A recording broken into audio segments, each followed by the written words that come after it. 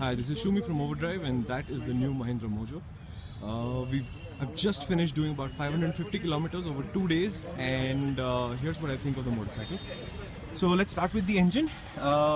From the original first prototype about 5 years ago to this is completely new. This engine has absolutely nothing to do with what was in the prototype, and that's a good thing because this is one of the stars of the show. It revs easily, it revs cleanly, there is abundant torque. I think I rode pretty quickly today, and I think we were hovering at 5,500–6,000 RPM the whole time with no effort at all. So I'm really happy. Peak torque is 30 Nm, significant, and it lasts all the way from about 4,700 RPM to 5,500 to 6,800 RPM. You're going to see a lot of people come in because the rides are ending. I've been here for about 2 hours. The other people are rolling in now. Not a boast. They stopped for coffee and chai as required, and I basically, but ignored instructions and got here very early. Right, so that's the engine. What is not new is the frame with the upside down forks, the 2 golden ribs which are a structural member on this, unlike the Centuro, and of course the tubular section swing arm with the brace on top. That's the brace, and that's the tubular section that runs. It's a pretty interesting motorcycle to look at because it defies a lot of conventional ideas. So if you look, this part of the motorcycle is a very relatively long on the wheelbase. The swing arm actually seems quite short by what we see today, and that is a very raked out 26 degrees raked out, 26.5 degrees raked out front end, which makes for an interesting package. I'm not going to say that it's a flawed or a incapable package because we have pushed this motorcycle pretty hard and it's held up.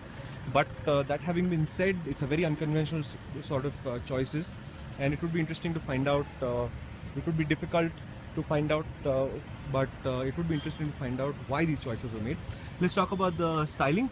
That's the front end. A journalist commented it reminds you of Night Owl, and I have to agree. If you look at it about that, it does remind you of Night Owl. One of the stars, another star of the show is this. This is the Pirelli Diablo Rosso 2 tire. Roughly, I think, or exactly, I think the same size as the KTM's, but very grippy, very interesting. But if I show you something closely, let's just go to the back of the bike. See this chicken strip? That's almost impossible to use because at this point you're grinding stuff out, and you're grinding stuff out so hard that look at this nut. Let me just refocus. Hold on. 1 second. Look at this nut. You see this edge? It's become flat. That's from scraping along the road. There's more scrape marks here, and of course scrape marks here.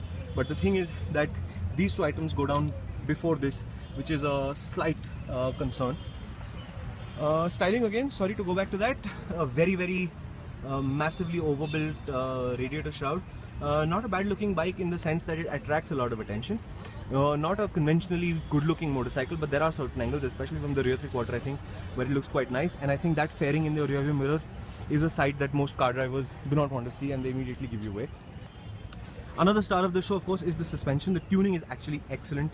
Ride quality has been surprisingly good, and despite a fairly heavy motorcycle over a large wheelbase, we've not scraped anything in terms of speed breakers. The clearance has been good, and overall in that sense, it gives me confidence to say that Mahindra's third product, whatever it turns out to be, I think it should be a 125 or a 150cc motorcycle, should be something to look forward to because this motorcycle promises very good engineering.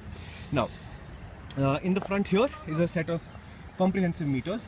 If you notice, one of the issues that the Mojo has is it's a lot of fairing and there's a relatively small meter, but they are good meters. Let's turn them on. As you can see, lots of lights. The rev counter has a function where one of these lights will stay illuminated to show you the highest point you reached, and you can scroll through all the options. And for some reason that's the top speed I touched, 152. It shows you the top speed, which is an interesting indicator, but not a particularly useful indicator as far as I can see. That's the shift light. It's a very mild red light, very hard to see. So I would suspect that if this were a much brighter white light, this would probably be useful. Although given the fact that they're billing this as a tourer, it really doesn't matter if the shift light works or not. That's the tank, and now that we've come to the seat, we've come to the weakest link in the whole package, and that's the Ergonomics package. So Mahindra have chosen a fairly hard foam here and a much softer foam here. And that doesn't work because in about 200 kilometers you're in agony. So that's a 21 liter tank, should give you 500 kilometers of range, but you need I don't know, some sort of a super bottom to be able to handle that kind of range. And I haven't seen an advertisement for a super bottom since I was born. Now, Similarly, the handlebars, I would have probably liked them slightly lower because your forearms aren't naturally horizontal, which is the most efficient position for them to be in on a motorcycle. And I think these foot pegs, if they were about that far back, this would probably feel like a better package overall. So if I were buying the motorcycle, that handlebar gets it. I don't know how I can change the foot pegs easily. I think it looks complicated, and definitely this this scallop seat, etc., gets shaved for a very simple seat with really hard foam, which will be trouble for first 500 kilometers and then be awesome for the rest of more of its life. It is a really nice sounding motorcycle. I'll start it up right at the end and try to show you what it sounds like, because it has twin exhaust. Mahindra says the pre-muffler, which is somewhere in here, gives them a lot of opportunity to tune the sound, and they've taken full advantage, and it's a nice motorcycle. It sounds really good. It's not as quiet as usual, and despite that, they say it meets the emission norms and passes them easily. So that's the overview of the Mahindra. What we don't know is the price. I've heard rumors of everything from 1.4 lakh rupees, which is excellent pricing, to 1.8 lakhs, which is I think a little bit optimistic for a Mahindra. So let's see where the pricing falls. The announcement is on October 16th, and now I'm going to go and change and get ready to go to the racetrack, because the next up for Overdrive is our track school that we run with Indy Motard at the Curry Motor Speedway in Coimbatore.